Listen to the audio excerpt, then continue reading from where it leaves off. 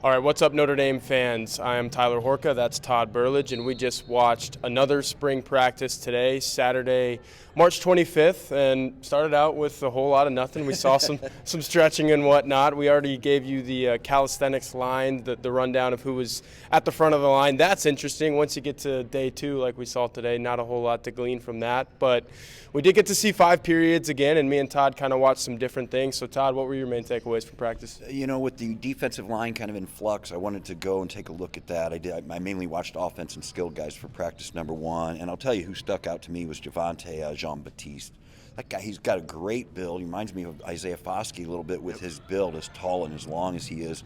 And it looked like he was getting some big-time frontline work today. It was a little bit difficult to glean what that depth chart was going to look like, but certainly he was running with the frontline guys. So, yeah, we actually talked to some of the Pro Day guys yesterday on Friday, and the Adam and Lola twins and Isaiah Foskey both mentioned Javonte as a guy to look for. I asked Foskey straight up, like, who is the future of Notre Dame pass rushing? Because you lose Justin Adamilola and you lose Isaiah Foskey. Who's going to get to the quarterback now? They both said Javonte Jean-Baptiste. So not surprised. Ohio State transfer. Obviously, he's got the talent to go there. He's got the talent to come from one really good program to another. Yeah. I think he's going to be a dude. I also think Jordan Botelho, he's one of those guys that's kind of working on the front line as well. So if you're looking for pass rushers from Notre Dame this season, I think you look at those two guys. You mentioned that you watched the offense a little bit. I'm going to talk about them in a minute, but what did you see from the offense? I really like that drill that they run in the 5th of the 5 periods there, where the 4 quarterbacks all throw. They put 4 guys in routes. It just keeps everybody active and keeps everybody involved, and I think that's a Jared Parker drill there because I had never seen that before. And the 4 receivers, ball catchers, I should say, were the same this time as last time. Deion Colsey, Jaden Thomas, Mitchell Evans, the tight end, and Tobias Merriweather. They were the frontline guys again, as they were Wednesday for the opening practice. The second unit, Holden Stays, tight end, Braylon James, Lorenzo Stiles working with the second team here, and Chris Tyree working with the second team as well. So I thought that second unit was a little bit interesting. Quarterbacks all look good, as they always do when there's no defense. But all in all, I enjoy watching that drill and kind of watching the hierarchy.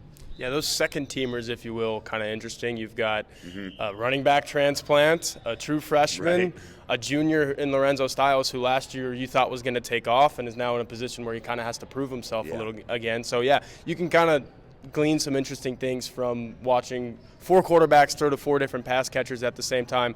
I thought that drill was interesting because you've got both Jared Parker and Gino Guidugli kind of out there just surveying the whole thing. They can watch the quarterbacks, they can watch the wide receivers, tight ends, and running backs as well. And I think Guidugli was really interesting to watch during that. So maybe it's a Parker thing, maybe it's a Guidugli thing. We talked to Jared Parker today on Saturday, so go to blueandgold.com to see. I'm sure he'll be asked what's the genesis of that drill, why you guys running it, because I think it's interesting too, because you get to see, like Chancey Stuckey, for example, the wide receivers coach as well. He was out there, and you had Rico Flores Jr., the freshman wide receiver, running a route to the boundary, and it was a nice catch to the naked eye. If you're just an observer like us, good to me. Right? If you're just somebody that was like, there were parents in there with recruits, you see it and you're like, hey, nice catch. Chancey Stuckey's out there coaching him up and saying, hey, we're trying to run this against a cover 2 look when there were no defenders out there, 0 defensive backs. Chancey Stuckey said, you need to push that a little bit more to the sideline because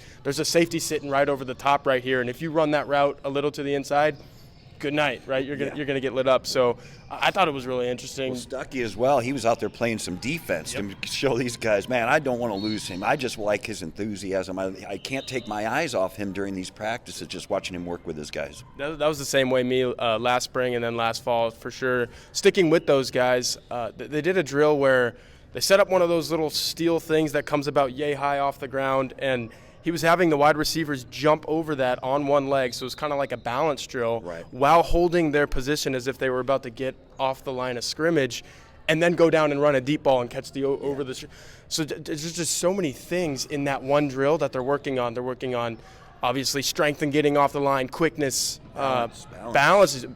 I think that's one thing I've noticed with all of these Notre Dame coaches is the small things are emphasized. I see a lot of that. The balance, and so just what are some of the other things that you saw from the 5 periods that we saw today? I think the last thing that I kind of took a close look at Zach Yoakum kicking field goals. They were kind of doing a live drill, obviously not full contact or anything like that, but it was a bit of a mixed bag, Ty, to be honest with you. He seemed to be fine and dandy 30 and in, but you get to that 35, 40-yard range, and he wasn't, I would say, maybe 50% at best. The kicking thing is going to be huge. Obviously, the USF transfer, Spencer Schrader, gets here over the summer, but you don't have him right now. So I think I wrote this at blueandgold.com earlier in the week. If you're looking for a kicking exhibition at the Blue Gold game on April 22nd, it's not coming because you've got Yoakum, and you also got Chris Salerno, who's a walk-on, the brother of walk-on turned scholarship player, wide receiver, Matt Salerno. So, yeah, the kicking situation's a little dire right now. Obviously, it was kind of the same last year. Yeah, Blake Grupe missed a field goal in that Blue Gold game. We saw Blake Grupe at Pro Day yesterday. He was drilling stuff from 60-plus, and that's a guy who made 14 of 19 field goals, I think, so he had some misses in there. The kicking is going to be an adventure. I think you see that at a lot of college programs, though. The last thing that I'll wrap up with about what we saw today at practice, Jared Parker working with the tight ends. They were working on some, obviously duo is huge for the Notre Dame offensive line, but they were working on some combo blocks with the tight ends too, and I think he was really emphasizing, hey, this is going to be really big for us. We're still a run-first team. Marcus Freeman says it over and over. So you saw Holden Stays, Mitchell Evans, Davis Sherwood, all of those guys working together on combo blocks. And if Parker didn't like what he saw, he said, hey, let's run this again. So I think these coaches are demanding perfection. Obviously, most of the coaching staff stayed intact, so they're kind of reinforcing a lot of the things that they've already heard for a year. So last little practice tidbit I saw, and I think I'm going to post something on Twitter about this. I saw Kyle Hamilton, Tariq Bracy, and Marcus Freeman all working on their golf swing while everyone was going through the calisthenics lines that we talk about and love so much. Those guys, that shows you how much everyone loves watching those stretching drills. Those guys were working on their golf swing. And this background today, we're in here because it's about 35 degrees and windy. This tripod would blow over if we were outside right now. So they're working on those golf swings. Not sure when they're going to be able to put them in play. Yes, indeed. So, yeah, Tyler Horka, Todd Burlage, blueandgold.com. Definitely go there for all of your Notre Dame spring practice needs. If you want to know everything about the football team, we've got it all covered right there. So, Tyler Horka, Todd Burlage, until next time.